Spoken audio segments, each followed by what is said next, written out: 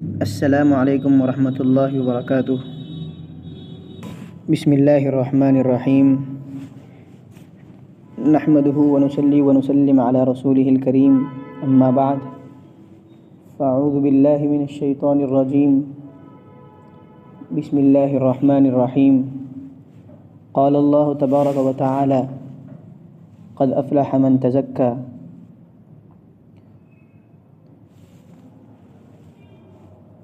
سامعین بز، آج کا جو محاضرہ ہے اس کے بارے میں پہلے ایک بات ذہن میں رکھیں، یہ کوئی بیانات سننے کے لیے نہیں ہیں، یہ محاضرہ رکھا گیا ہے سمجھنے کے لیے، صرف سننے کے لیے نہیں، سمجھنا ہے، اس چیز کو سمجھنا ہے جس کا تعلق اسلامی عقائد سے ہے۔ اور عقیدہ جو ہوتا ہے یہ بنیاد ہوتی ہے، ہماری عبادات اور جتنے اچھے کام ہیں وہ ایک عمارت ہے، لیکن عقیدہ بنیاد ہے۔ اگر ہم عقیدے کو سمجھیں گے تو ہمارا ایمان محفوظ رہے گا، اور ہم عقیدے کو نہیں سمجھیں گے تو ہمارا ایمان محفوظ رہنا مشکل ہو جاتا ہے۔ اسی لیے حضرات صحابہ کرام رضوان اللہ تعالی علیہم اجمعین فرماتے تھے، تعلمنا الایمان ثم تعلمنا القرآن، کہ ہم نے اللہ کے نبی علیہ الصلاۃ والسلام سے پہلے ایمان سیکھا ہے۔ ایمان میں بنیادی چیز کیا ہے؟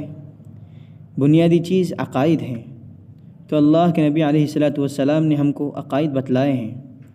افسوس اس بات کا ہے کہ آج امت کا ایک بڑا طبقہ عبادت گزار تو ہے لیکن عقائد سے ناواقف ہے۔ ہم عبادت تو کر رہے ہیں لیکن عقائد نہیں معلوم ہم کو اسلام کے، جبکہ عقیدہ بیس ہے، عقیدہ بنیاد ہے۔ اور آج کل جتنی الغار ہو رہی ہے دشمنان اسلام کی طرف سے، وہ یہ نہیں کہہ رہے ہیں کہ نماز مت پڑھو، وہ یہ نہیں کہہ رہے ہیں کہ آپ روزہ مت رکھو، آپ زکوٰۃ مت دو، آپ حج مت کرو، یہ نہیں کہا جا رہا ہے آپ سے، بلکہ بگاڑ آپ کے عقیدے میں کیا جا رہا ہے، آپ کے عقیدے میں بگاڑ پیدا کیا جا رہا ہے، آپ کو مشکوک بنا دیا جا رہا ہے۔ تو بگاڑ عقیدے میں آئے گا تو ایمان خود بخود چلا جائے گا۔ ایک بات یہ ہے۔ دوسری بات جو ہم کو یاد رکھنا ہے وہ یہ ہے کہ اسلام میں آنے کے لیے، اسلام میں داخل ہونے کے لیے کئی چیزوں کا ماننا ضروری ہے۔ اسلام میں داخل ہونے کے لیے کئی چیزوں کا ماننا ضروری ہے۔ جیسے کسی کالج میں آپ ایڈمیشن لیتے ہیں تو اس کالج کے ضابطے، اس کالج کے رولز ہوتے ہیں کہ ہمارے کالج میں اگر آپ ایڈمیشن چاہتے ہیں تو یہ ہمارے رولز ہیں، اور ان میں سے آپ کو ہر ایک رول فالو کرنا ضروری ہے۔ اور نیچے طالب علم کی دستخط بھی لی جاتی ہے اور والدین کی دستخط بھی لی جاتی ہے، دونوں کی دستخط لی جاتی ہے کہ آپ کو اتنی باتوں کو ماننا، فالو کرنا ضروری ہے، تبھی آپ بحیثیت اسٹوڈنٹ ہمارے کالج میں رہ سکتے ہیں۔ اب کالج سے اگر اس بچے کو نکال دینا ہے مثلاً، تو 50-30 رولز ہوتے ہیں، ریگولیشن ہوتے ہیں، جو عقائد ہوتے ہیں وہ پورے 50-30 شرائط کو توڑنا ضروری نہیں ہوتا، بلکہ ان میں سے ایک رول کو بھی اگر وہ توڑ دیتا ہے تو کالج و اسکول کے انتظامیہ کو یہ اختیار ہوتا ہے کہ اس کو نکال کر باہر پھینک دو، اس کا اخراج کر دو۔ کیوں؟ اس لیے کہ اس نے جو ہمارے رول ہیں ان میں سے ایک رول کو توڑ دیا ہے۔ ارے بھائی 25 رولز ہیں، 25-30 رول لکھے ہوئے ہیں، ان میں سے ایک ہی کو توڑا ہے، جب 25 رولز توڑ دے گا تب نکال دو، ایسا رول نہیں ہوتا۔ رول ہوتا ہے 25 میں سے اگر ایک بھی توڑ دے گا تب بھی اس کو نکالنے کا اختیار ہوگا، ڈپورٹ کرنے کا اختیار ہوگا۔ آفیسر کہے گا، سر کہے گا اس کو نکال دو، اس کا اخراج کر دو، اس کو باہر کر دو۔ اسی طرح آپ گاڑی چلاتے ہیں، کئی قوانین ہیں گاڑی چلانے کے، سگنل پر رکنا ہوتا ہے، فلاں فلاں فلاں فلاں پر رکنا ہوتا ہے، آپ کو RC بک رکھنا ہوتا ہے۔ تو اگر کوئی آدمی ان قوانین میں سے کسی ایک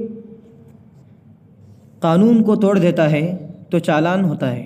پھر اگر وہ کہے ارے صاحب 25-30 رولز ہے، قوانین ہیں، ایک ہی کو تو میں نے توڑا ہے، تو بولے گا ایک توڑنے پر بھی چالان ہوگا، 10 توڑنے پر بھی چالان ہوگا۔ اگر اتنی بات آپ کو سمجھ میں آ گئی تو آگے کی بات سمجھیے۔ وہ آگے کی بات یہ ہے کہ اسلام میں آنے کے لیے، اسلام میں داخل ہونے کے لیے کئی شرائط ہیں۔ وہ کیا ہیں؟ بچپن ہی میں مکتب کے اندر اساتذہ نے، ملصموں نے ہمیں یاد دلایا ہے، جب بچپن میں مسجد جاتے ہیں تو ہم کو مکتب میں اساتذہ وہ پڑھاتے ہیں، اور وہ ہے آمنت باللہ کما ہوا باسمائہ وصفاتہ وقبلت جمیع احکامہ۔ اسے کہتے ہیں ایمان مجمل۔ پھر ایمان مفصل بھی ہم کو یاد دلایا ہے، آمنت باللہ وملائکتہ وکتبہ ورسلہ والیوم الآخر والقدر خیرہ وشرہ من اللہ تعالی والبعث بعد الموت۔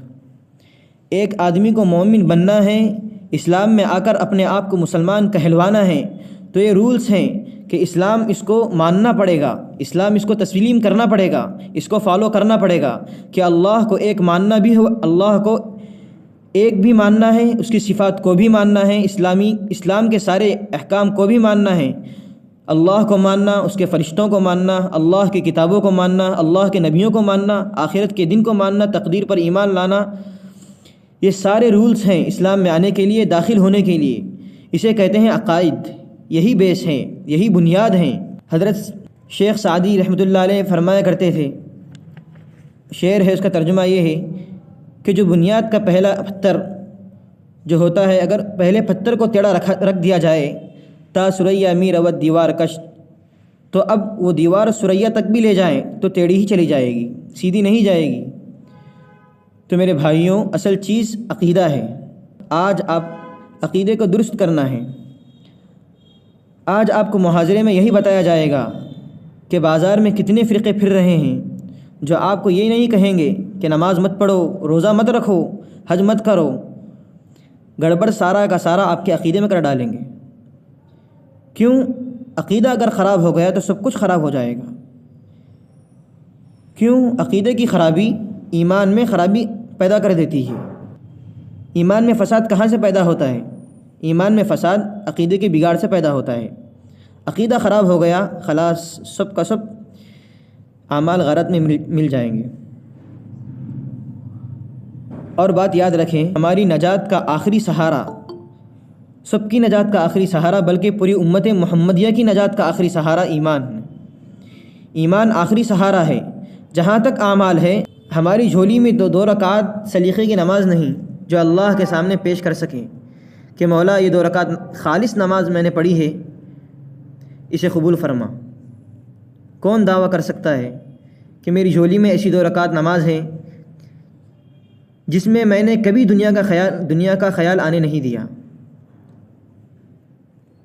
تو میرے بھائیوں اور بہنوں، عقیدہ ایمان کی حفاظت کا ذریعہ ہے، اور ایمان کی حفاظت جنت میں داخلے کی ضمانت ہے۔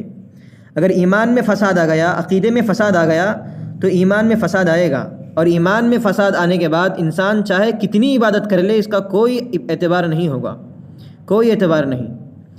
اس لیے مولانا عبدالرشید صاحب کا ان محاضرات کو رکھنے کا جو مقصد ہے، وہ اپنے عقیدے کو درست کرنا، اس سے واقف ہو جانا ہے۔ اور بازار میں ایسے فرقے پھر رہے ہیں جو آپ کا ناواقفیت کا فائدہ اٹھا کر آپ کو مختلف باتیں ایسی سکھائی جا رہی ہے جس کا اسلام سے کوئی تعلق نہیں۔ ابھی اس سے پہلے جو محاضرات ہوئے مرزا غلام احمد قادیانی، شکیل بن حنیف کے بارے میں، تو اس میں مرزا غلام احمد قادیانی نے مہدی ہونے کا بھی دعویٰ کیا ہے، عیسیٰ ہونے کا بھی دعویٰ کیا ہے، نبی ہونے کا بھی دعویٰ کیا ہے۔ اور شکیل بن حنیف جو بہار کا رہنے والا ہے، جو زندہ ہے اور انڈر گراؤنڈ ہے، چھپا ہوا ہے، وہ کہتا ہے جس عیسیٰ کے آنے کا احادیث میں ذکر ہے اس عیسیٰ سے مراد میں ہوں۔ اس نے کہا وہ عیسیٰ تو نہیں آئیں گے، ان کا انتقال ہو گیا ہے۔ قرآن کا صاف انکار کر رہا ہے۔ قرآن کیا کہہ رہا ہے؟ قرآن کہہ رہا ہے وما قتلوہ وما صلبوہ ولکن شبہ لہم۔ حضرت عیسیٰ کی نہ وفات ہوئی، نہ قتل کیے گئے، نہ مصلوب ہوئے، نہ سولی پر چڑھائے گئے، وہ تو قرب قیامت آئیں گے۔ اللہ کے نبی علیہ الصلاۃ والسلام نے فرمایا کیف انتم اذا نزل عیسی بن مریم واذا نکم منکم، کہ اس وقت تمہاری خوشی کا کیا حال ہوگا جب عیسیٰ بن مریم آئیں گے اور تم میں سے ہوں گے، یعنی تمہارے امام ہوں گے۔ اتنی وضاحتیں، اتنی صراحتیں، اس کے باوجود اس نے ایک جھوٹا شخص کھڑا ہو کر کہتا ہے کہ میں عیسیٰ ہوں۔ آپ کے شہر میں بھی، وہ آپ کے محلے میں بھی موجود ہوں گے، آپ کے شہر میں بھی موجود ہوں گے شکیل بن حنیف کو عیسیٰ ماننے والے۔ وجہ کیا ہے؟ اسلام کی بنیادی عقائد سے ناواقفیت۔ اب ان نوجوانوں سے پوچھا جا رہا ہے، بھائی صاحب کس بنیاد پر، کس دلیل پر، کس ثبوت پر اس بندے کو آپ عیسیٰ مان رہے ہیں؟ حدیث میں قرآن میں جس عیسیٰ کا تذکرہ ہے اس کو اللہ تعالیٰ نے بغیر باپ کے پیدا کیا ہے، ان کی پیدائش کو اللہ تعالیٰ نے اپنی قدرت کی نشانی قرار دی ہے، آپ اسے مان رہے ہیں؟ اگر کہا جائے آپ اس کو کس بنیاد پر مان رہے ہیں تو کہتے ہیں ہمیں کسی دلیل کی ضرورت نہیں، ہم بلا ثبوت و دلیل کس کو مانتے ہیں۔ کیا وجہ ہے؟ عقیدے سے ناواقفیت۔ اسی لیے جو باتیں بتائی جا رہی ہے یہ ایمان کی حفاظت کی جد و جہد ہے۔ اس وقت ہندوستان میں 10 ایسے باطل فرقے ہیں جو کام کر رہے ہیں۔ قادیانیت ہے، شکیل بن حنیف ہے، فیاض کا فتنہ ہے، منکرین حدیث کا فتنہ ہے، جماعت اسلامی کا فتنہ ہے، صدیق دینداروں کا فتنہ ہے، غامدیت کا فتنہ ہے اور گوہر شاہی کا فتنہ ہے۔ ہمارے نوجوان ان میں کس کا شکار ہو گیا؟ کسی کا بھی شکار ہو گیا تو اس کا ایمان چلا جائے گا، کیونکہ ان کے عقائد ہی ایسے ہیں۔ اس لیے جو بات آپ کو بتائی جائے گی ان کو ذہن میں بٹھایا جائے، ان کو سمجھنا ضروری ہے اور سمجھ کر یہاں سے جانا ہے کہ میں کوئی ایسا آدمی تو نہیں کہ ان کا شکار ہو گیا ہوں، میرے خاندان میں کوئی ایسا فرد تو نہیں ہے جو ان کا شکار ہو گیا ہے۔ یہ ایمان کا مسئلہ ہے اور ایمان کے بغیر نجات ناممکن ہے۔ پھر کہہ رہا ہوں، جنت میں داخلہ اعمال کی بنیاد پر نہیں ہوگا، جنت میں داخلہ ایمان کی بنیاد پر ہوگا۔ اعمال رفع درجات کا ذریعہ ہے، ترقی درجات کا ذریعہ ہے کہ اعمال آدمی کو جنت میں اعلیٰ سے اعلیٰ جو مرتبے ملیں گے وہ اعمال کی بنیاد پر ملیں گے، مگر داخلہ ایمان کی بنیاد پر ہوگا۔ اسی لیے کافر چاہے دنیا میں جتنا اچھا کام کر لے، جتنی اچھی محنتیں کر لے، جتنی ثواب کے کام کر لے، جنت میں نہیں جائے گا۔ کیا وجہ ہے؟ کیوں نہیں جائے گا؟ کیونکہ ایمان نہیں ہے۔ اسی لیے قرآن کریم میں فرمایا گیا ہے وَلَا تَمُوتُنَّ إِلَّا وَأَنْتُمْ مُسْلِمُونَ، تمہیں موت نہ آئے مگر اس حال میں کہ تم مسلمان باقی رہو، اپنی ایمان کی حفاظت کرو۔ جنازے کی دعا میں پڑھتے ہیں ہم لوگ، اس میں کیا ہے؟ کیا پڑھتے ہیں؟ اللہم اغفر لحینا ومیتنا وشاہدنا وغائبنا وصغیرنا وکبیرنا وذکرنا وانسانا۔ یہاں تک تو ٹھیک ہے، آگے سنیے کیا ہے آگے؟ اللہم من احییتہ منا فاحیہ علی الاسلام ومن توفیتہ منا فتوفہ علی الایمان۔ کیا مطلب ہے اس کا؟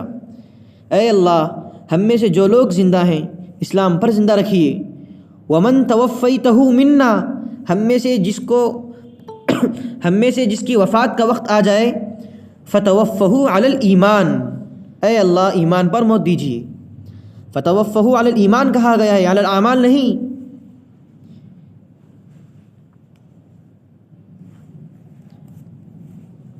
اور ایک مثال ہے کہ کسی بھی ملک میں جانے کے لیے ویزے کی ضرورت ہوتی ہے، اور جنت کا ویزا ایمان ہے۔ جنت میں داخلے کے لیے شرط ہے ایمان کی، ایمان کے بنا جنت میں جانا ناممکن ہے۔ اسی لیے میرے بھائیوں، پچھلے 3 ہفتوں میں مہاجرے کے ذریعے ایک کوشش کی جا رہی ہے کہ ہم اپنے ایمان کی کسی نہ کسی طرح حفاظت کر لیں۔ اب اس وقت ملک میں یہ 8-10 فتنے ہیں جو ہمارے ایمان کو خراب کرنے کے پیچھے پڑے ہوئے ہیں۔ ان میں سے ایک فتنہ گوہر شاہی ہے، اسی کو آج اس محاضرے میں بیان کیا جائے گا۔ کون ہے یہ ریاض احمد گوہر شاہی؟ اس فتنے کا بانی ہے۔ بانی کب پیدا ہوا ہے؟ 1991 میں، 1941، اور یہی کہہ رہا ہے کہ میں زیادہ پڑھا ہوا نہیں ہوں، میں میٹرک تک پڑھا ہوا ہوں، اور یہ پیشے کے اعتبار سے یہ آدمی میکینک تھا۔ اس کے سوانح حیات میں لکھنے والوں نے اس کے بارے میں لکھا ہے کہ وہ پیشے سے میکینک تھا۔ دنیا کا ایک ضابطہ ہے کہ جب تک بیوقوف زندہ رہتے ہیں عقل مند بھوکا نہیں مرتا، کسی نہ کسی کو بیوقوف بنا کر اپنا پیٹ بھر لیتا ہے۔ تو یہ شخص جس کا نام ہے ریاض احمد گوہر شاہی، پیری مریدی کا جھولا اوڑھ کر امت کے سامنے اپنے آپ کو پیش کیا ہے۔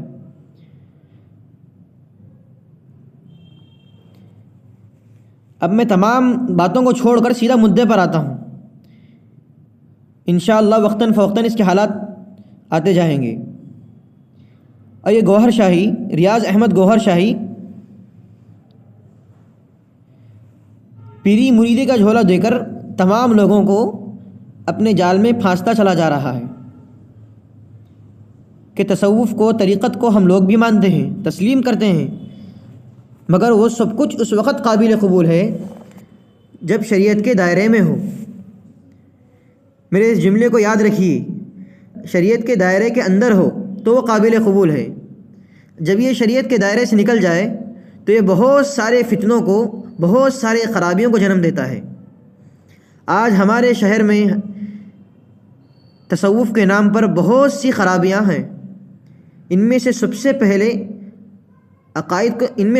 عقائد کو بگاڑ دیا جاتا ہے، اور لوگوں کے ذہنوں میں یہ بٹھایا جاتا ہے کہ پیر صاحب آپ کو بچائیں گے، پیر صاحب آپ کو بخشش کرائیں گے، پیر صاحب آپ کو جنت میں لے جائیں گے۔ ایسے ہی جعلی پیروں کی چکر میں بہتوں نے اپنا ایمان کو چھوڑ دیا ہے، اپنا ایمان کھو بیٹھے ہیں۔ اسی لیے بہت سارے لوگ مسجد نہیں آتے، پیر صاحب کے پاس ضرور جاتے ہیں، فقیر کو خیرات نہیں دیتے لیکن پیر صاحب کو ہدیہ ضرور دیتے ہیں۔ کیوں صاحب؟ ارے جنت میں لے جانے والے ہیں، خوش کر دو ان کو۔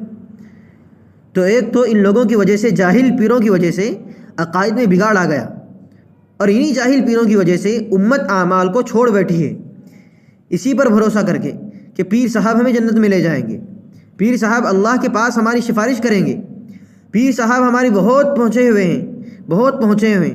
آپ پہچانتے نہیں ان کو کتنے پہنچے ہوئے ہیں۔ میرے ساتھیوں، ایک بہت بڑا بگاڑ ان لوگوں کی طرف سے چل رہا ہے، ان جاہل پیروں کی طرف سے چل رہا ہے۔ ایک بات یاد رکھیے کہ حدیث پاک میں اللہ کے نبی علیہ الصلوۃ والسلام نے فرمایا، یا فاطمہ بنت محمد سلینی ما شئت من مالی لا اغنی عنک من اللہ شیئا۔ اللہ کے نبی صلی اللہ علیہ وسلم نے فرمایا، اے میری بیٹی فاطمہ، کس سے فرما رہے ہیں اللہ کے نبی؟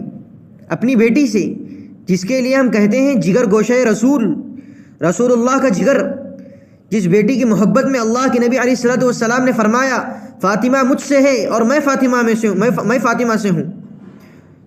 جو میری بیٹی فاطمہ کو تکلیف پہنچائے گا وہ نبی کو تکلیف پہنچائے گا۔ یہ وہی فاطمہ ہے رضی اللہ تعالی عنہا، جب نبی کریم صلی اللہ علیہ وسلم کے گھر تشریف لے جاتی ہے تو انبیاء، امام الانبیاء، حوض کوثر کا مالک صلی اللہ علیہ وسلم اپنی بیٹی کی محبت میں اٹھ کھڑے ہوتے ہیں، اس بیٹی سے فرما رہے ہیں، یا فاطمہ بنت محمد، اے میری بیٹی فاطمہ، سلینی ما شئت من مالی، اگر تیری کوئی ضرورت اور تیرا باپ اس وقت اس ضرورت کو پوری کر سکتا ہو تو مجھ سے مانگ لیا کر، میں دے دوں گا، لیکن لا اغنی عنک من اللہ شیئا، اے فاطمہ تو اس گمان میں نہ رہنا کہ تو نبی کی بیٹی ہے، تو امام الانبیاء کی بیٹی ہے، تو خاتم النبیین کی بیٹی ہے، تو یاد رکھ میں تجھ کو اللہ سے نہیں بچا پاؤں گا۔ کون فرما رہے ہیں؟ جن کے لیے جہاں بنایا گیا ہے، جس نبی کے امتی بننے کے لیے ہر نبی نے دعائیں کی ہیں، وہ نبی فرما رہے ہیں اپنی بیٹی سے کہ میں تجھ کو اللہ سے نہیں بچا پاؤں گا۔ ادھر قرآن مجید فرما رہا ہے، من ذا الذی یشفع عندہ الا باذنہ، آیت الکرسی سب کو یاد ہوگی، اسی میں کا ایک ٹکڑا ہے کہ من ذا الذی، کون ہے، کسی کو جگر ہے، کس کو ہمت ہے، کون ہے، یشفع عندہ، کہ وہ کسی کی سفارش لے کر آ جائے اللہ کے پاس کل میدان محشر میں۔ اللہ یہ میری ٹیم ہے، کیا کہہ کر امت کو دھوکہ دیا جا رہا ہے، اور کن کن باتوں سے امت کو بے عمل کیا جا رہا ہے کہ پیر صاحب بچائیں گے، غوث پاک بچائیں گے۔ کیسا ہونے والا ہے؟ آپ نے وہ حدیث بار بار سنا ہوگا کہ میدان محشر ہوگا، سب بستہ کھڑے ہوں گے، پسینے میں شرابور ہوں گے، حساب و کتاب کے شروع ہونے کا انتظار کیا جائے گا۔ میدان محشر کے بارے میں آپ نے سنا ہوگا، کان مقدارہ 50,000 سنہ، 50,000 سال کا ایک دن ہوگا، لوگ پسینے میں نہائے ہوئے ہوں گے، مادرزاد ننگے کھڑے ہوئے ہوں گے، کسی کے بدن پر کپڑا نہیں ہوگا۔ انسانیت چاہے گی کہ بعض لوگوں کی زبان سے یہ جملے نکلیں، اور بعض لوگوں کی زبانوں سے یہ جملے نکلیں گے کہ جنت ملے یا جہنم ملے، مگر یہاں سے چھٹکارا مل جائے۔ وہ انبیاء کے پاس جائیں گے کہ آپ اللہ سے سفارش کیجئے، حساب و کتاب کو شروع کیا جائے۔ سنا ہوگا آپ نے کہ حضرت آدم علیہ السلام کے پاس جائیں گے، حضرت نوح علیہ السلام کے پاس جائیں گے، حضرت ابراہیم علیہ السلام کے پاس جائیں گے، حضرت موسیٰ علیہ السلام کے پاس جائیں گے، حضرت عیسیٰ علیہ السلام کے پاس جائیں گے۔ سب کہیں گے کہ آج اللہ بہت غصے میں ہیں، کوئی سفارش نہیں کریں گے۔ آج اللہ بہت جلال میں ہیں، ہم کوئی سفارش لے کر اللہ کے پاس نہیں جائیں گے۔ سب کہیں گے کہ محمد رسول اللہ صلی اللہ علیہ وسلم کے پاس جاؤ۔ اس کے بعد انسانیت جناب محمد رسول اللہ صلی اللہ علیہ وسلم کے پاس حاضر ہوگی۔ اس کے بعد نبی سفارش کریں گے۔ جہاں پر آدم سے لے کر حضرت عیسیٰ علیہ السلام تک کوئی ہمت نہیں کرے گا اللہ سے جا کر بات کرنے کی، اور یہاں کہا جا رہا ہے کہ پیر صاحب جنت میں لے جائیں گے۔ میرے بھائیوں، کیا ہو رہا ہے؟ کن غفلتوں کے ہم شکار ہو گئے ہیں؟ تو انہی جعلی پیروں میں سے ایک پیر ہے ریاض احمد گوہر شاہی، اور ہر چیز کو پکڑنے کا ایک جالا ہوتا ہے، ہر چیز کو پکڑنے کا ایک پنجرا ہوتا ہے، اور ریاض احمد گوہر شاہی کا لوگوں کو پکڑنے کا پنجرا، لوگوں کو اپنے جال میں پھنسانے کا پنجرا، لوگوں کو گمراہ کرنے کا پنجرا، جال ذکر اللہ ہے۔ ذکر کے نام پر جمع کرتا ہے۔ بولے کیا کرنا ہے؟ کہتا ہے اللہ اللہ کرنا ہے اور کچھ نہیں۔ یہیں سے بہت سے لوگ دھوکے میں آ جاتے ہیں۔ لیکن ایک بات ہمیشہ ذہن میں رکھنے کی یہ ہے کہ زبان سے کہی ہوئی باتوں کا اعتبار نہیں ہوتا۔ کسی بھی فرقے میں، غور سے سنیں، کسی بھی فرقے میں ان کی کتابوں میں لکھی ہوئی باتوں کا اعتبار ہوتا ہے۔ اعتبار کیا کریں گے؟ ان کی تقریروں کو سن کر، ان کے بیانات کو سن کر نہیں، اعتبار ہوگا تو ان کی کتابوں میں لکھی ہوئی باتوں کو دیکھ کر اعتبار کیا جائے گا کہ وہ کس ذہنیت کا آدمی ہے، کس عقیدے سے تعلق رکھتا ہے۔ ہم بیس دیکھیں گے کہ آپ کا بیس کیا ہے، نظر اس بیس پر رکھیں گے، نظر اس بیس پر رکھیں گے۔ تو ایک ہے ریاض احمد گوہر شاہی کو ماننے والے، جن کے پیچھے خاص کر حیدرآباد کے کئی سو لوگ اس وقت اس کا شکار ہو کر پڑے ہوئے ہیں۔ ایک ہے ان کا کہنا، ان کے عقائد جو ان کی کتابوں میں لکھے ہوئے ہیں۔ تو ہم کس بات کو مانیں گے؟ جو ان کی کتابوں میں لکھا ہوا ہے، ان کی باتوں کا اعتبار کریں گے، ورنہ زبان سے لوگ بہت پھرا دیتے ہیں۔ تو اعتبار ہوگا تو ان کی باتوں کا جو ان کی کتابوں میں لکھا ہوا ہے اس کا ہوگا۔ اب ریاض احمد گوہر شاہی یہ ایک فرقہ ہے، اس وقت یہ پاکستان میں پایا جاتا ہے، امریکہ میں پایا جاتا ہے، لندن میں بھی پایا جاتا ہے، اور ہندوستان کے مختلف شہروں میں پایا جاتا ہے۔ بنیادی طور پر ہم ان کے عقائد کو جانیں گے۔ پہلے ان کے عقائد کیا ہیں ان کو جانیں گے، جس کی بنا پر اس کو کافر قرار دیا گیا ہے۔ ہم یہی دیکھیں گے کہ ان کے عقائد کیا ہیں، ان کی نظریات کیا ہیں، وہ کس فکر سے تعلق رکھنے والے ہیں، ان کی سوچ کیا ہے۔ تو ہم سب سے پہلے ان کے عقائد کو دیکھیں گے کہ ان کے عقیدے کیا ہیں۔ قرآن و سنت کے مقابلے میں ان کے عقائد صحیح ہیں یا غلط ہیں۔ تو سب سے پہلے ولایت کی بات آپ نے بہت سنا ہوگا کہ بہت پہنچے ہوئے ہیں، لیکن کہاں پہنچے ہوئے ہیں یہ سمجھنا بہت مشکل ہوتا ہے۔ ان کے ولی ہونے کا نہ کسی قرآن میں لکھا ہوا ہوتا ہے، نہ کسی حدیث میں لکھا ہوا ہوتا ہے۔ کسی کے ولی ہونے کو اس کی زندگی کو دیکھ کر اعتبار کرتے ہیں کہ اللہ کا ولی ہے. کیوں؟ ہم نے اسے کبھی نماز چھوڑتے ہوئے نہیں دیکھا، ہم نے اس کو کبھی روزہ چھوڑتے ہوئے نہیں دیکھا، ہم نے اسے کبھی جھوٹ بولتے ہوئے نہیں دیکھا، دھوکہ دیتے ہوئے نہیں دیکھا. اس کی خوبیوں کو دیکھ کر ان کے قریب رہنے والے گواہی دیتے ہیں کہ اللہ کا ولی ہے، یہ کبھی گناہ نہیں کرتا، یہ کبھی گناہ نہیں کرتا.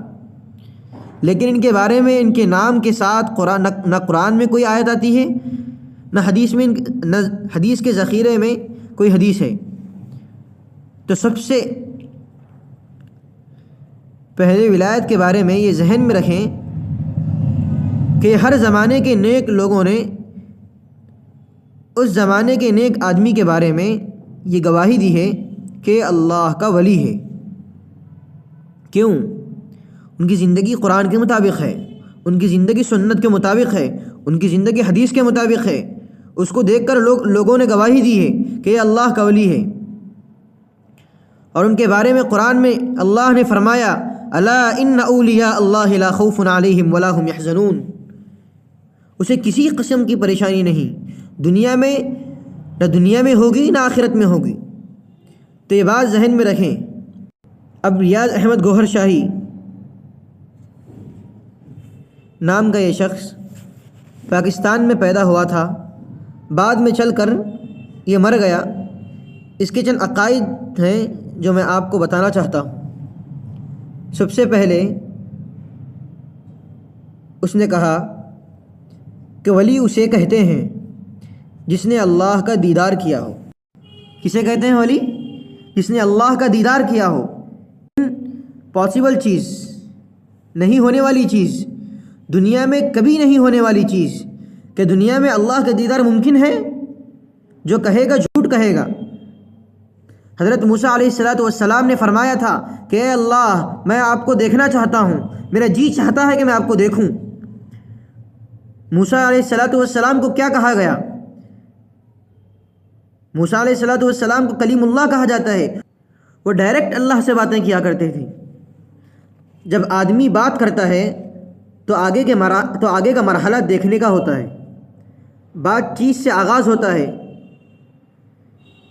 جب موسیٰ علیہ السلام کو اللہ سے باتیں کرتے کرتے ایک عرصہ گزر گیا تو دل میں شوق پیدا ہوا. حضرت موسیٰ علیہ السلام کو اشتیاق ہوا کہ اللہ کے دیدار کیا جائے. تو انہوں نے فرمایا بار الہی دیکھنے کی آرزو ہے، اے اللہ آپ کو دیکھنے کو جی چاہتا ہے. تو اللہ تبارک و تعالیٰ نے موسیٰ علیہ السلام سے فرمایا ناممکن ہے. اللہ کا دیدار دنیا میں رہتے ہوئے کسی کے لیے بھی ممکن نہیں ہے.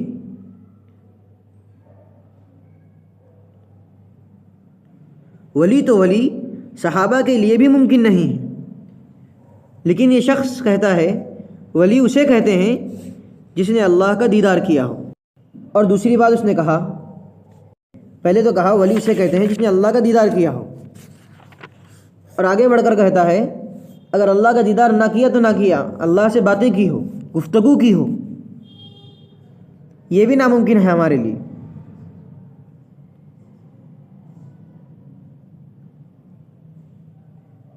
تو ایک عقیدہ اپنے ماننے والوں کے ذہن میں اس نے بٹھا رکھا ہے کہ ولی وہ ہے جس نے اللہ کا دیدار کیا ہو، ولی وہ ہے جو اللہ سے ہم کلام ہوا ہو. تیسری بات اس نے کہی ہے کہ ولی نبی کا نعم البدل ہوتا ہے، جبکہ وہ نبی کا نعم البدل نہیں ہوتا. جب نبی نہیں ہوتا تو ولی نعم البدل کس اعتبار سے ہوگا؟ ایسا نہیں ہو سکتا. نبی کا کوئی نعم البدل نہیں ہو سکتا. لیکن اس نے اپنے ماننے والوں کو یہ سمجھایا ہے کہ ولی نبی کا نعم البدل ہوتا ہے. عقیدوں کا فساد ہے جو میں آپ کو بتا رہا. اس کے بعد چوتھی بات اس نے کہی کہ نبی دیدار الہی کو ترستے رہے. نعوذ باللہ من ذالک. کیا کہہ رہا ہے وہ؟ کہ نبی دیدار الہی کو ترستے رہے، اور اولیاء کے اولیاء یعنی اس امت کے اولیاء نے ہمیشہ اللہ کے دیدار میں رہتے ہیں۔ اولیاء کو نبیوں سے بڑا ہوا کہہ رہا ہے کہ ولی تو اللہ کے دیدار کے لیے ترستے رہے، لیکن اولیاء ہمیشہ اللہ کے دیدار میں رہتے ہیں۔ اور پانچویں بات عقائد کے متعلق سے یہ ہے کہ اس نے اپنے ماننے والوں کو یہ کہا ہے کہ آپ لوگ ظاہری شریعت کے پابند ہیں، یعنی نماز، روزہ، زکوٰۃ وغیرہ، اس کو ظاہری شریعت کہا جاتا ہے۔ آپ لوگ اب تک ظاہری شریعت کے پابند ہیں، لیکن ہمارا مذہب عشق کا مذہب ہے۔ ایسی کوئی حدیث ہے؟ اگر ہے تو بتا دینا۔ اب عشق کا مطلب کیا ہے؟ کہتا ہے عشق میں سب جائز ہے، یہ اس کے عقیدوں میں ایک عقیدہ ہے۔ اور آگے اس نے اپنی کتابوں کے اندر لکھا ہے کہ تم اللہ کو جو چاہو کہو یا محمد، کہو یا غوث اعظم، یا کہو یا گوہر شاہی، یعنی مجھ کو پکارو۔ کہنے کا اس کا منشا یہ ہے کہ مجھ کو پکارو، میں تمہاری مدد کروں گا، مدد کے لیے مجھے پکارا جائے۔ یہ ہے وہ بنیادی عقائد اس کے اندر۔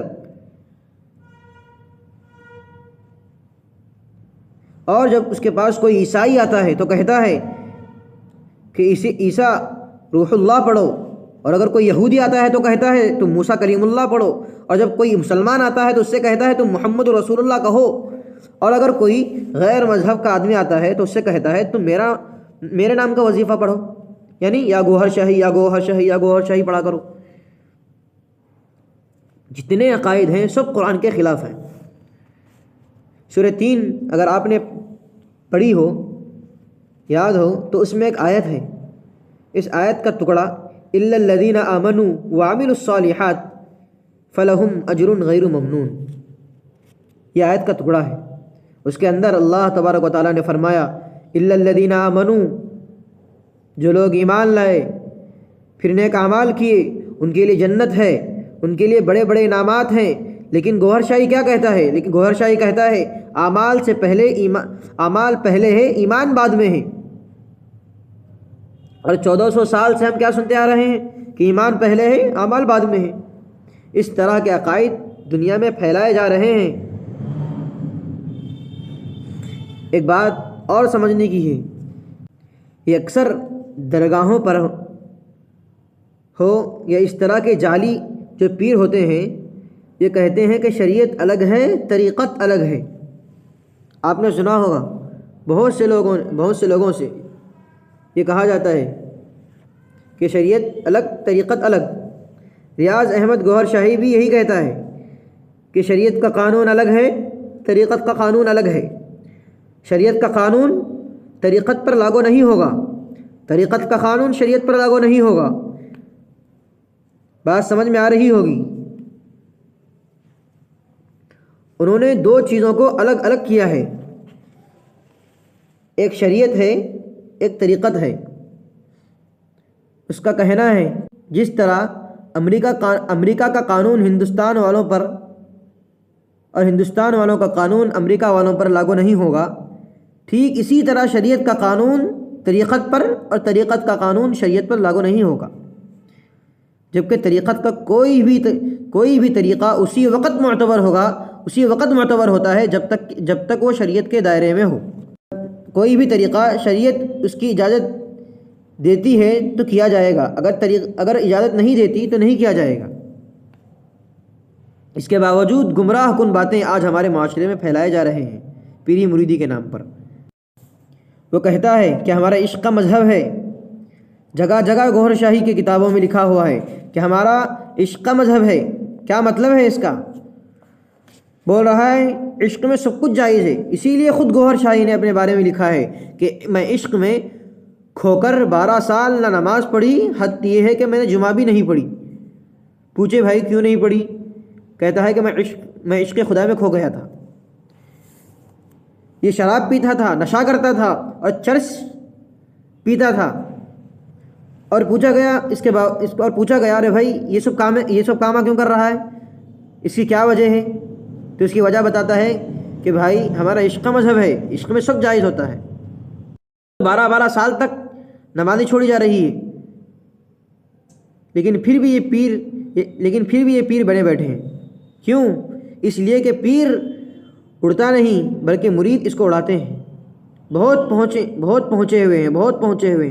لوگ سمجھتے ہیں ارے کتنا پہنچا ہوا ہوگا۔ میرے بھائیوں، اس طرح کے عقائد پھیلائے جا رہے ہیں۔ ان کا کہنا یہ ہے کہ طریقت بس یہی کافی ہے، شریعت کی کوئی ضرورت نہیں، یعنی نماز، روزہ، زکوٰۃ، حج یہ ضروری نہیں ہے۔ ضروری کیا ہے؟ کہ آدمی کا دل اللہ اللہ کہنے لگ جائے۔ آپ یقین کیجئے، میں محاضرے سے پہلے بہت مطالعہ کر کے آیا ہوں۔ ان سب کا لب لباب اور سب کا نچوڑ یہ ہے کہ دل اللہ اللہ بولنے لگ جائے۔ بس پورے گوہر شاہی کے جتنے اس کے عقائد ہیں، جتنا اس کی باتیں ہیں، سب کا نچوڑ یہی ہے، بس دل اللہ اللہ کہنے لگ جائے۔ دوسری چیزیں کچھ نہیں، نماز مت پڑھو، روزہ مت رکھو، زکوٰۃ مت دو، سب جائز ہے، شراب پیو، جوا کھیلو، سب کر سکتے ہیں، لیکن دل اللہ اللہ کہنے لگ جانا بس، اور کچھ نہیں۔ ایک طرف امت کو ان باتوں سے گمراہ کیا جا رہا ہے، اور دوسری طرف عقائد اتنے بدتر ہیں کہ قادیانیت کے عقائد سے بھی گندے ہیں، گزرے ہوئے ہیں۔ اس کے عقائد کے سامنے قادیانیت کے عقائد اچھے معلوم ہوتے ہیں، اس کے بھی اچھے نہیں ہیں حالانکہ، لیکن اس کے مقابلے میں اس کے ذرا تو اچھے ہیں، اس کے اور گرے ہوئے ہیں، گندے۔ مرزا غلام احمد قادیانی نے بھی وہ باتیں نہیں لکھی ہوگی، جبکہ وہ اپنے زمانے کا غلیظ ترین آدمی تھا، جو اس گوہر شاہی نے کہا ہے۔ اب میں آپ کو بتاتا ہوں کہ کس طرح کے عقائد ہیں ریاض احمد گوہر شاہی کے۔ ریاض احمد گوہر شاہی نے اپنے بارے میں لکھا ہے، پاکستان میں ایک علاقہ ہے سندھ میں ایک باغ ہے جس کو لال باغ کہتے ہیں۔ تو اس نے کہا کہ رسول اللہ صلی اللہ علیہ وسلم لال باغ میں سرکار گوہر شاہی سے بیعت کی ہے۔ کون بیعت کی ہے؟ حضور، نعوذ باللہ من ذالک، حضور بیعت کی ہے۔ حضور بیعت کریں گے اس بدبخت کے ہاتھ پر، اس نالائق کے ہاتھ پر، اس کمینے انسان کے ہاتھ پر جو 12 سال تک نمازیں نہیں پڑھتا تھا؟ ابھی وقت نہیں ہے، ورنہ میں بتاتا کہ کتابوں میں کئی صفحات پر اس کے اتنے گندے عقائد بھرے پڑے ہیں۔ چرس پیتا تھا، اس نے خود لکھا ہے، اس کے ہاتھ پر رسول اللہ صلی اللہ علیہ وسلم بیعت کی ہے۔ کیا عقائد تصوف کے نام پر، ولایت کے نام پر امت میں پھیلائے جا رہے ہیں، اور یہ کہتا ہے کہ میری اور حضور کی اس طرح سے ملاقات ہوئی جیسے دو آدمیوں کی ملاقات ہوتی ہے، یعنی جیسے آمنے سامنے دو آدمی ملاقات کرتے ہیں ویسے اس کی اور آپ صلی اللہ علیہ وسلم کی ملاقات ہوئی ہے، اس کا یہ کہنا ہے۔ ایسے عقائد پھیلائے جا رہے ہیں امت میں، ہمارے درمیان میں، اور ہم بے فکری سے سو رہے ہیں۔ آگے یہ کہتا ہے میری ملاقات عیسیٰ علیہ السلام سے بھی ہوئی۔ کہاں ہوئی؟ کہتا ہے اس کی ملاقات حضرت عیسیٰ علیہ السلام سے میکسیکو میں ہوئی۔ سوچنے کی بات ہے۔ یہ کہتا ہے کہ میں نے ایک ہوٹل میں ٹھہرا ہوا تھا، اس ہوٹل میں ملنے کے لیے حضرت عیسیٰ علیہ السلام میرے پاس آئے اور یہ نہیں پہچانتا تھا، تو بولا بھائی صاحب آپ کون ہیں؟ تو انہوں نے کہا حضور آپ مجھے نہیں پہچانتے ہیں، میں عیسیٰ ابن مریم ہوں۔ آپ کو محاضرات میں بتایا جائے گا، اس سے پہلے محاضرات میں بتایا گیا کہ عیسیٰ کہاں ہیں، آسمانوں میں ہیں، کب آئیں گے، قیامت کے قریب آئیں گے، کہاں اتریں گے، دمشق کی جامع مسجد پر اتریں گے۔ اور یہ کہتا ہے کہ میں ایک ہوٹل میں بیٹھ کر ملاقات کیا، کہ میں ایک ہوٹل میں ٹھہرا ہوا تھا، تو رات کے اندھیرے میں عیسیٰ مجھ سے ملاقات کے لیے آئے، تو میں نے ان سے پوچھا بھائی صاحب آپ کون ہیں؟ تو انہوں نے کہا میں عیسیٰ بن مریم ہوں۔ اور آگے بڑھ کر وہ کہتا ہے کہ عیسیٰ بن مریم ابھی بھی امریکہ میں رہ رہے ہیں۔ اگر ان سے پوچھا جائے، اور میں نے ان سے پوچھا آپ کہاں رہ رہے ہیں، ذرا گھر بتا دیجئے، پتہ بتا دیجئے تاکہ میں آپ سے آ کر ملاقات کرتا رہوں، تو انہوں نے کہا کہ نہ میرا پہلے کوئی گھر تھا نہ اب کوئی گھر ہے، میں ایسے ہی رہتا ہوں، یہ حضرت عیسیٰ علیہ السلام گوھر شاہی کو کہہ رہے ہیں، یہ گوھر شاہی کا کہنا ہے کہ نہ پہلے میرا کوئی گھر تھا، نہ اب میرا کوئی گھر ہے، میں ایسے ہی رہتا ہوں۔ پھر کہتا ہے کہ میری ان کی مزید ملاقات ہوئی، بہت ساری باتیں ہو گئی، تو لوگوں نے پوچھا کیا باتیں ہوئی، ذرا ہم کو بھی بتا دیجیے۔ تو بتاتا ہے یہ راز کی باتیں ہیں جو بتانے کی نہیں ہیں۔ یہی باتیں اب تک جتنی بتائی اس کے مسلمان ہونے کے لیے کافی نہیں، ابھی مزید کیا بتانے کی ضرورت نہیں، کیا بتانے کی ضرورت ہے۔ اتنی بات سمجھ میں آ گئی ہوگی تو میں آپ کو ایک بات اس کی کتابوں میں سے بہت ساری باتوں میں سے ایک بات بتانا چاہتا ہوں۔ اس کی کتابوں میں بہت ساری باتوں کے ساتھ یہ بات بھی لکھی ہوئی ہے کہ قرآن کے 40 پارے ہیں۔ اس کے علاوہ بھی ایک فرقہ ہے جو کہتا ہے کہ قرآن کے 40 پارے ہیں۔ اب میں اس کو چھیڑنا نہیں چاہتا اور وقت بھی اس کی گنجائش نہیں دیتا۔ اب گوھر شاہی بھی کہتا ہے کہ قرآن کے 40 پارے ہیں، لیکن ان کے کہنے میں اور اس گوھر شاہی کے کہنے میں فرق ہے۔ اس فرقے کا کہنا ہے، یعنی شیعہ حضرات کا کہنا ہے کہ وہ جو 10 پارے ہیں اس میں فضیلت اہل بیت ہے، یعنی اہل بیت اطہار کی فضیلتیں ہیں ان 10 پاروں کے اندر۔ یہ شیعہ حضرات کا کہنا ہے۔ اور ریاض احمد گوھر شاہی کا کہنا ہے کہ 10 پاروں کے یہ جو 10 پارے ہیں ان 10 پاروں میں طریقت کے احکام ہیں، 30 پاروں کے اندر شریعت کے احکام ہیں، اور جو 10 پارے ہیں جو لوگوں سے چھپائے گئے ہیں اس میں طریقت کے احکام ہیں، طریقت کا طریقہ بتایا گیا ہے، اور اس کو بتانا نہیں ہے، لوگوں کے سامنے عام کرنا نہیں ہے، وہ راز ہی میں رکھنا ہے۔ آپ یہ بات ذہن میں رکھیں کہ اگر کوئی نبی کے بعد وحی کا دعویٰ کرے تو بالاتفاق وہ کافر ہے۔ یعنی اگر نبی کے بعد، خاتم الانبیاء کے بعد اگر کوئی وحی کا دعویٰ کرے، یعنی مجھ پر وحی نازل ہوتی ہے، وحی کا دعویٰ کر لے، تو باتفاق علماء وہ کافر ہے۔ بعض لوگ کہتے ہیں کہ الہام ہو گیا، وہ بھی اگر شریعت کے دائرے میں ہے تو قابل قبول ہے، اس کو قبول کیا جائے گا، ورنہ اس پر بھی عمل نہیں کیا جائے گا۔ وہ بھی عمل کرنا صرف اسی شخص کے لیے ہے جس کو الہام ہوا ہے، دوسرے کے لیے نہیں ہے۔ اور یہ گوھر شاہی کیا کہنا ہے؟ یہ کہتا ہے مجھ پر 10 پارے وحی کیے گئے، اس میں طریقت کو بیان کیا گیا ہے، شریعت کو بیان نہیں کیا گیا، اس میں شریعت نہیں ہے۔ اس نے طریقت و شریعت کو الگ الگ کیا ہے، یعنی طریقت الگ چیز ہے، شریعت الگ چیز ہے۔ ابھی آپ کو بتایا گیا ہے، یہ بات سراسر غلط، سراسر جھوٹ ہے۔ میرے عزیز بھائیوں، یہ ایک موٹا خاکہ میں نے آپ کو بتایا، آپ کو ورنہ ایک لمبی چوڑی تفصیل ہے۔ یہ لوگ گھر گھر جا کر تشکیل کر رہے ہیں، لوگوں کو اپنے جھانسے میں لے رہے ہیں۔ علماء نے پکڑا ہے ان لوگوں کو جو مسلمانوں کے ایک بڑے طبقے میں جا کر ذکر کے نام پر، اللہ کے نام پر اپنی طرف بلا رہا ہے۔ اپنے ماننے والے کس کے ہیں؟ گوھر شاہی کے۔ آخری بات آپ کو سمجھا دینا چاہتا ہوں، سمجھیے۔ ریاض احمد گوھر شاہی کا ایک چیلا، یعنی خلیفہ، ریاض احمد گوھر شاہی کا ایک خلیفہ ہے یونس گوھر شاہی۔ کیا ہے؟ اب تو ریاض احمد مر گیا، اس کا انتقال ہو گیا، اب اس کا ایک چیلا ہے جو اس کے تصوف کو، اس کے فتنے کو، اس کے گندے عقائد کو لے کر آگے بڑھ رہا ہے، لوگوں کو گمراہ کر رہا ہے۔ اس کا نام کیا ہے؟ اس کا نام یونس گوھر شاہی، جو لندن میں رہتا ہے، یہ زندہ ہے۔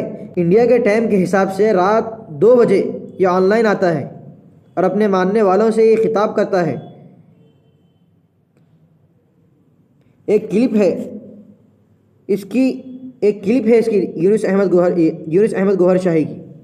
اس نے اس کلپ میں کہا ہے کہ سرکار کے آنے کے بعد، یعنی ریاض احمد گوھر شاہی کو سرکار کہتے ہیں، اور اسی کا نعرہ لگاتے ہیں، تو وہ کہہ رہے ہیں کہ سرکار کے آنے کے بعد لا الہ الا اللہ کی تبلیغ کرنا شرک ہے۔ آگے وہ کہتا ہے کہ اگر وقت کا نبی ہو یا آخر الزمان صلی اللہ علیہ وسلم بھی اگر آج کے زمانے میں موجود ہوتے تو سرکار کے آنے کے بعد لا الہ الا اللہ کی تبلیغ کرتے تو وہ شرک کرتے، نعوذ باللہ من ذالک۔ یعنی اگر نبی آخر الزمان صلی اللہ علیہ وسلم بھی موجود ہوتے تو اس زمانے میں سرکار آتے، یا سرکار کے آنے کے بعد نبی صلی اللہ علیہ وسلم موجود ہوتے اور سرکار کی موجودگی میں اللہ کے نبی محمد صلی اللہ علیہ وسلم لا الہ الا اللہ کی تبلیغ کرتے تو وہ شرک کرتے، یعنی وہ خود کو رب کے درجے میں قرار دے رہا ہے۔ غلاظتیں ہمارے ملک میں پھیلائے جا رہے ہیں، ہمارے شہر میں پھیلائے جا رہے ہیں، ہمارے محلے میں پھیلائے جا رہے ہیں، تصوف کے نام پر، طریقت کے نام پر، ذکر اللہ کے نام پر۔ اب امت عقیدوں سے ناواقف ہو کر گمراہ ہوتی چلی جا رہی ہے، نماز پڑھ رہی ہے، ان کی محفلوں میں جا کر بیٹھ رہی ہے، روزے رکھ رہی ہے، ان کی محفلوں میں شریک ہو رہی ہے، حج کر رہی ہے، ہر نیک عمل کر رہی ہے، لیکن ان کے ساتھ شانہ بشانہ کھڑی ہے، ان کی محفلوں میں جا رہی ہے، ان کی یوٹیوب چینل پہ سن رہی ہے، اس پہ عمل کر رہی ہے، ان سے متاثر ہو رہی ہے۔ کیا وجہ ہے اس کی؟ یہی کہ ہمیں اب اسلام کے عقائد معلوم نہیں ہے۔ وہ کیا ذکر کرتے ہیں میں بتاؤں آپ کو، کہ وہ کہتے ہیں کہ لا الہ الا اللہ ریاض، اور اسی کا ورد لگایا جاتا ہے محفلوں میں، اور آگے آگے وہ کہتا ہے گوہر شاہی کہ ریاض احمد گوہر شاہی رب الارباب ہیں۔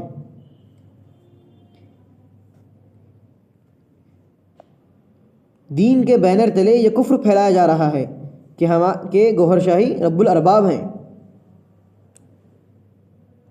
یہ جو محاضرے ہو رہے ہیں، یہ جو محاضرہ مولانا کرا رہے ہیں، اس کا مقصد یہی ہے کہ دین کے نام پر